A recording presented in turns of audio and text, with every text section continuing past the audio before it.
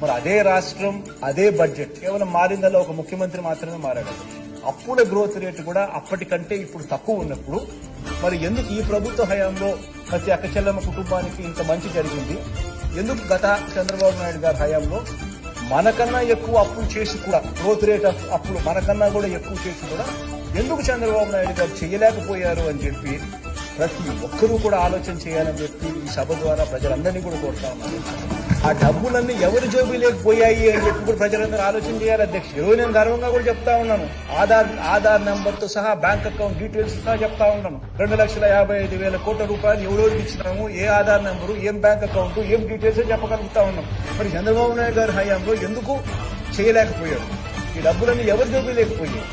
ఈనాడికి ఎంత పోయింది, ఆంధ్రజ్యోతికి ఎంత పోయింది, టీవీ5కి ఎంత పోయింది, చంద్రబాబుకి ఎంత పోయింది, జన్మభూమి కమిటీస్కి ఎంత పోయింది, రత్తపుతుడికి ఎంత ఇచ్చాడు? ఇవన్నీ కూడా ప్రజలు ఆలోచన చేయమని చెప్పి నేను కోరుతా ఉన్నాను అధ్యక్ష.